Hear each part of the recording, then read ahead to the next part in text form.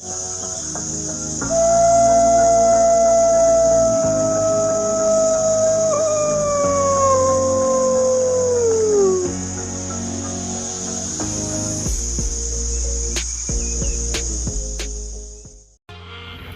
again for another video. On today's topic, we'll be talking about how she came and how she went. Oh yes, the old topic about the commonalities between men and women. When will this get old? Never. Even as we get old, this will never get old, because this is the age and time story to be told. Many of you, of course, can share very similar sentiments in regards to how women came into your life and how they left your life. But there is a common saying amongst men that there's no woman that a man can be without. This is true. This has been said, by many of the YouTube scholars, many of the YouTube tenants, and even some women. They understand this to be true as well. But I want to make something very clear about this. This isn't how it's supposed to be. This isn't how it's supposed to be. Remember, we're living in the age of the lemon lot women, the lemon lot collective of women, right? We're not living in the age of new and pre-owned vehicles, right? Everything and everyone has some type of expectations, but we have to put our expectations behind us, because once again, we are living in the lot of the lemons, right? The era of the lemons. That's what I'll probably start saying. We're living in the era of the lemons. I mean, forget the era of the diesel. Diesels can be lemons too, right? No matter what octane she is, she can still be a lemon, right? But nonetheless, moving along. One thing that I tell women is, if you want to be irreplaceable to me, you have to do something in my life that is irreplaceable. I don't think a lot of women necessarily understand what that means or what that looks like, because a lot of women approach these situations with the same tools they left the last situation with, right? Oh geez, they're racing outside. Wow. Good for you, guy. It's 35 on the road next to me. Jeez. But anyways, I don't think women understand what that implies. Implications. I don't think they understand what that implies to be able to do something that is irreplaceable. Simply, it's very simple. It's very simple. You have to do something that you have not done before.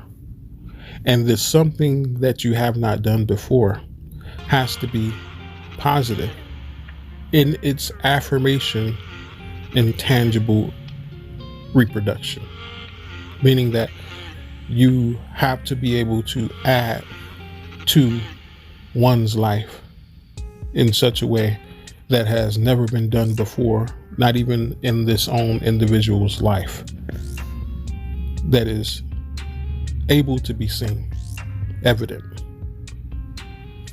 Now, the crazy part about it is once again, women approach the circumstances with the same tools they left the last circumstance with.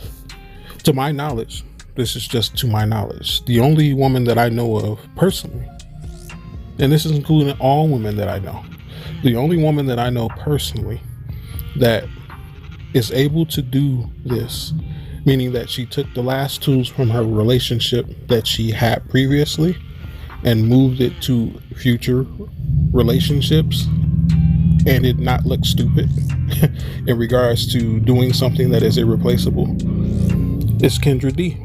That's the only person that I know that is able to take something from her last relationship and it prosper in the new relationship. The reason why is because she was married for 20 years and her husband died. That was a circumstance outside of her hands. She had no control over what the outcome of the circumstances were, right?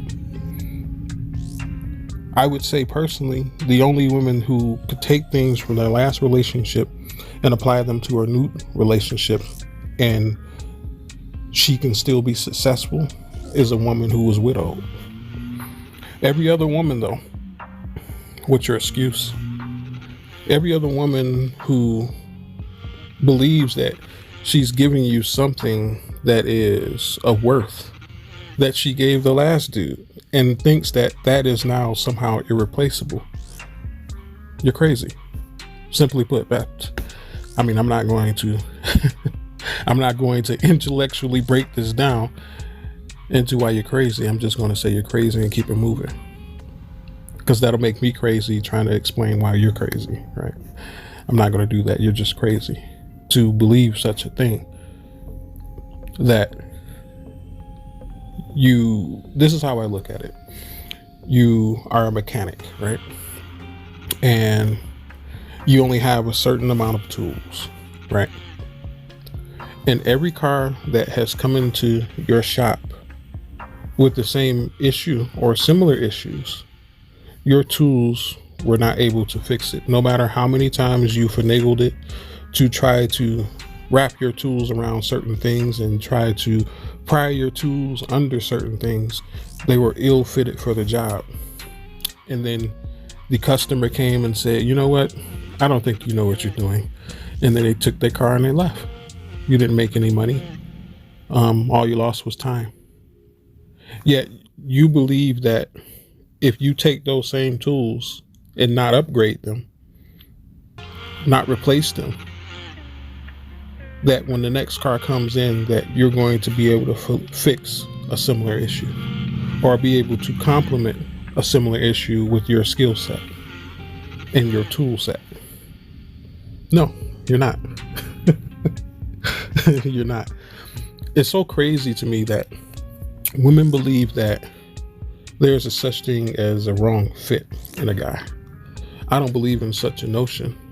The reason why is because every woman is born with the same set of tools that is necessary in their existence to perpetuate what their purpose is. Every woman is born with this. To my knowledge, 99.99999% of women were born without deficiencies, which means that they have all their tools. They have matured physically to the point of adulthood.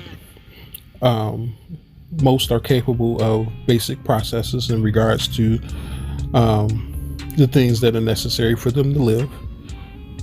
I mean, what else is necessary in regards to what a man wants? I mean, yes, there are many men out here who want very different things, but this is a consequence of society, but not a consequence of biological processes, if you understand what I'm saying. One would infer sometimes that the biological processes are the base sets of the reasons why we do the things we do socially. But that gets to a point where that is a moot point to make. Because I can't necessarily say that me paying my bills is ensuring my survival. I don't think anybody can say that, though we have conflated the two in this society, because that's what we have been groomed to believe, that, money and cars and houses and assets are the key to survival. No, that's the key to participate in society. It's not the key to survival. That's a different set of things. But once again, it has been conflated. So that's what people believe. I'm not here to convince you of anything different if you don't believe anything different. I'm just here to tell you my point of view. But moving along. When it comes to the way women see things, it baffles me at times. They believe that all of a sudden, just because it's a new man, that these tools that they have, that they never upgraded, that they never worked on, that they never tried to procure more and add to the set, are going to work on another car and aiding it in its maintenance of what it needs to be in its running function capacity, its functional capacity. I disagree with this because it's very evident that, once again, if it didn't work on the last car, it's not going to work on this car.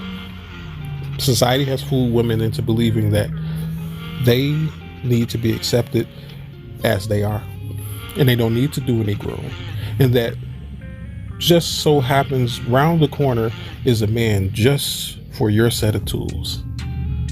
That's not how this works.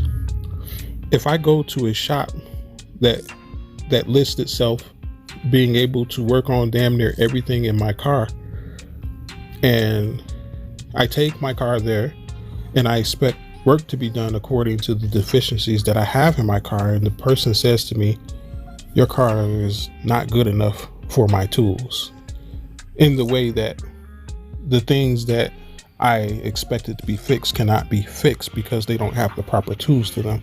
Is it me in my car who is the problem, or is it the person who has the tools to assist in what I am trying to accomplish who is the problem? Where is the deficiency here, right? I'm not necessarily saying that men come with problems, but men come with a requirement of assistance. This is no different to me in this regard, in this respect. But yet society is telling the mechanics, the women, right, that if a car rolls into your shop and it has too many requirements for it, it's not you who is underdeveloped in knowledge about cars and underdeveloped in experience about how to fix cars, and underdeveloped in your tool set, that you are not the problem, but it's the car that has all these requirements that's the problem, right? That sounds crazy, right? It sounds crazy to me, even just saying it, you know. But once again, society has convinced women that this is how things should be. Clearly, as men, we can see that these things make no sense. But the Kool-Aid has been drank. What else can I say? You know, as much as I talk here on my channel and I explain things on my channel, I don't think a lot of the messages are reaching the surface level of people's consciousness, the thin layer that it may be. Nonetheless, I still have a mission, I still have a job, I still have things to accomplish, so therefore this is part of my contribution to such things. But it's so strange to me that no matter how many times women fail, because it is not necessarily incumbent upon the man to make sure that the woman succeeds, and the necessary things that are required upon her in agreement, in contract, in communication. But society once again has told them that it is very necessary for them to find a man who fits their tools. What does that really say about you as a man? That a woman seeks you because her tools fit you. What does that say about you as a man? If anything, I would want to be a man who meets a woman in which she has inadequate tools, and her dealing with the things that I am putting upon her in regards to the requirements are pushing her to gather more tools, to gather more knowledge, to gather more experience, to challenge her, to become better and more equipped than what she was when she met me. I would rather be that guy than a man who is just the right fit for a woman's basic set of tools. What kind of world do we live in, right? where we have to in order to have a successful relationship in this society, men have to essentially dumb themselves down to the mechanical aptitude of a bicycle in order to find a suitable mate that is able to complement them in their requirements. How crazy is that? How crazy is that? But remember, this video is about how she came and how she went. Well, we know how she came. She came in inadequate a lot of the times. She came in ill-fitted, ill in understanding, lacking in understanding, rather. She came in with little to no experience. How did she leave, though? How did she leave? She left frustrated. She left feeling defeated. She left feeling like she was abandoned.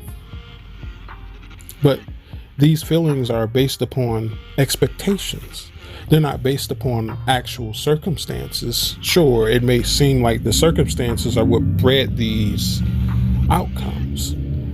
But once again, society has necessarily set you up for failure because they impression upon you that the tool set that you have is a universal tool set and it fits every single man out here. Because remember, these women come to the relationship with the same tool set they left the last relationship with. If anything, they may get rid of a couple tools. I'm not doing that for him anymore. I'm not doing that for the next man because the last man didn't appreciate it. Remember, that's what they say very often, especially the BW. You know, this is essentially who I'm talking about here, because this is largely who I personally deal with and who many of you men who are listening deal with. You know, this story is about the BW, of course, but there are other women who definitely fit into this typical mindset of the female that has been impressioned, of course, once again by society. The expectation that, once again, your tool set fits every man is what caused the defeat. It's not necessarily the man who presents a challenge that causes defeat, because men do not set women up for failure. Actual men, we don't do that. Why would we want to take on someone and constantly put them through the rigmarole that causes them to actually fail? In our minds, we are thinking, once again, according to how women put it, that we are going to make this as hard as possible, and we want you to flail and fail along the way because that helps us, right? No, men don't think like that. We challenge you because we understand that the tool set that you have is a basic tool set that you have been having since you were a child. You're trying to work on semi-trailers, you know, rigs with a plastic tool set. It is ill-fitted for more advanced men. Now, well, that may work on the little plastic things that came with the tool set that are meant to fix it, quote unquote, air quotes. That may work on those, but they don't work on full-grown men. And a lot of women assume that this is the way life should be. That, once again, the acceptance of them as they are is how life should be. They don't want to be challenged. They don't want to be impressioned. They don't want to be forced to evolve. They don't want to metamorphose. I talk about this a lot here recently because it is very important, because we are ushering in a new age. This is the new age where the line is clearly drawn, where we are actually separating the women who want to move forward from the ones who want to remain the grub worm.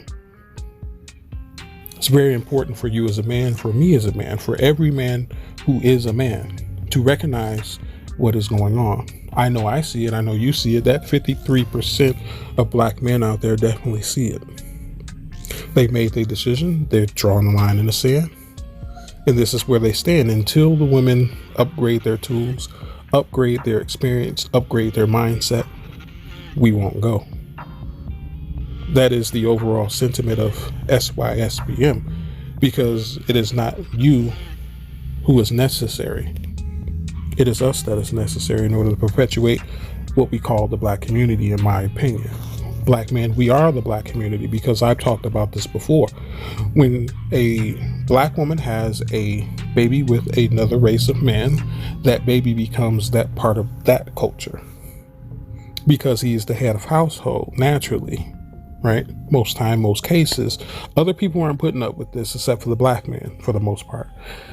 You go to the Mexicans, you go to the Asians, you even go to the white man, and you try to rule over them in their house and see how that works out for you. They're not having it, of course. You know this, we know this. So therefore, the point that I'm making stands very firmly. When it comes to the babies of black versus, of black men versus black women, the cultural biases are different when we produce with an opposite, or when we produce with a separate race or a different race, because the black woman's children will become assimilated into that culture in which her man comes from. Whereas no matter how many children a black man has, that child is always and will always be black. We are the ones who carry the seed of our culture, period. That is the truth of it. I don't care what feminists told you. I don't care what womanists told you. I don't care what any of the simp boys out there told you, but this is the truth. This is the facts. If you have a problem with it, definitely leave me a comment and we can definitely have a conversation about it. But until then, what I'm saying is what I'm saying, and I said what I said. You don't like it? Find someone else to listen to. But this is the truth nonetheless. But how she leaves once again defeated. She leaves in a distraught stance. She leaves in the posturing way of, once again, this is your fault.